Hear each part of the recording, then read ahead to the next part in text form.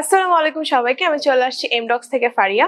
আজকে খুব জনপ্রিয় একটি অ্যাপ্লিকেশন নোট 3 কিছু ফিচার নিয়ে কথা বলবো। তো এখানে দেখতে পাচ্ছেন আমাদের নোট 3 ওপেন করার পরে কিন্তু এরকম একটা ইন্টারফেস ওপেন হয়ে যাচ্ছে। তো আজকে কথা বলবো ফাইল নিয়ে। তো ফাইল দেখতে পাচ্ছেন, ফাইলে কিন্তু অনেকগুলো অপশন আছে, হচ্ছে new, open, save as, save.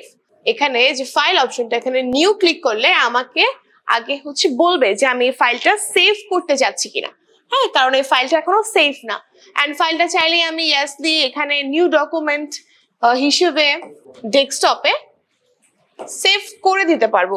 Save করার সাথে সাথে কিন্তু নিউ একটা ট্যাব ওপেন হয়ে যাবে, কারণ আমি কিন্তু নিউতে ক্লিক করেছিলাম। এরপরে এখানে লেখা আছে ওপেন।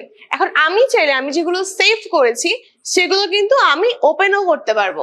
লাইক আমি এটা একটু আগে সেভ করেছিলাম, এটা ওপেন দিলে কিন্তু এটা ওপেন হয়ে যাবে।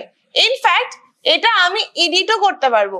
এডিট করে এটা আমি আবার সেভও করতে পারবো নতুন করে। আমার আগেরটাও থাকবে, আমার আগের যে ফাইলটা সেটাও থাকবে। ইনফ্যাক্ট আমি যে এখানে এডিট করেছি সেই এডিট ফাইলটাও কিন্তু আমার থাকবে। তো আপনি যখন সরাসরি বোর্ড থেকে কিছু সেভ করবেন, আপনার কাছে অ্যাক্সেস থাকবে যে আপনি এটা বোর্ডে আবার ইম্পোর্ট করে বা এক্সপোর্ট করে সেটাকে আপনি এডিট করবেন। এরপরে যে অপশনটা আছে সেটা হচ্ছে সেভ। সেভ তো অলরেডি এই ফাইলটা মানে যেভাবে আছে সেভাবে কিন্তু একদম ডেস্কটপে গিয়ে সেভ হয়ে গিয়েছে, যেখানে আমি আগে সেভ করেছিলাম। এরপরে এখানে হচ্ছে সেভ অ্যাজ। এটা আমি আমার মতো করে সেভ করব। এখন যেটা সেভ করব সেটা আমি আমার মতো করে সেভ করব। লাইক এখানে আমি লিখছি নিউ ডকুমেন্ট, এখানে আমি আমার নামটা অ্যাড করে দিচ্ছি। তো এটা তো সেভ হয়ে গিয়েছে।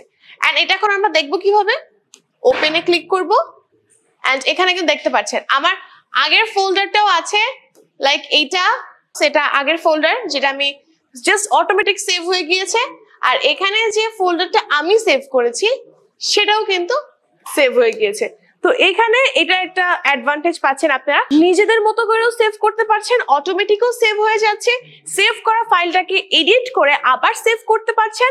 ইনফ্যাক্ট আপনি ডকুমেন্টস এর যে ফোল্ডারের নামটা এডিট করেও সেভ করতে পারছেন।